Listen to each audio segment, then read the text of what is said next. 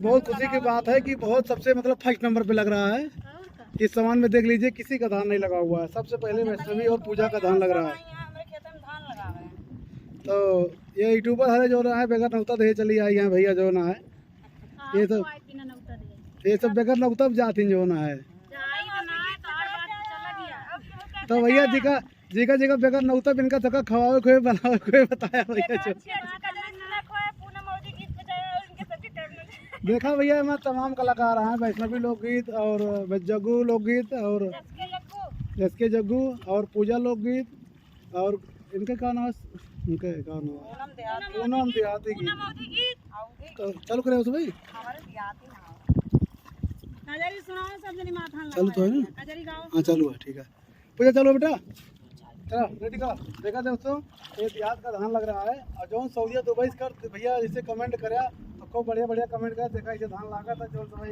बढ़िया उगा के खाते जो ना है मैं बहुत परेशानी हुआ था देखा था मेरे में कैसे लगी आनी मजा ना लेका भाई देखा मैं इतना परेशानी हुआ था। चलो चालू करा था भाई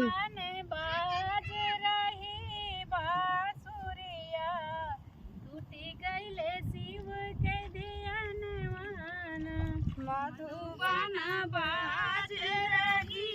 है बांसुरिया टूटी गईले बोले कई दयानवाना मधुबन बाज रही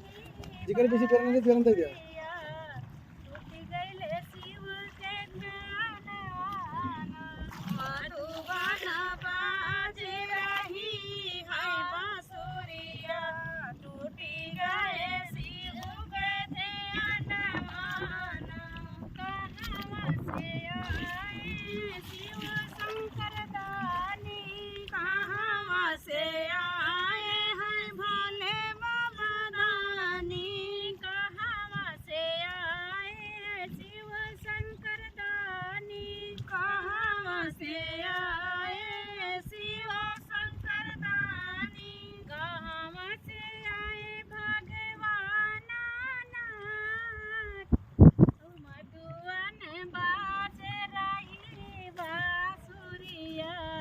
टूटी गईले शिव के दयानवाना मधुबन बाज रही है बांसुरिया टूटी गए शिव के दयानवाना मधुबन बाज रही बांसुरिया टूटी गईले शिव के दयानवाना मधुबन बाज टूटी गए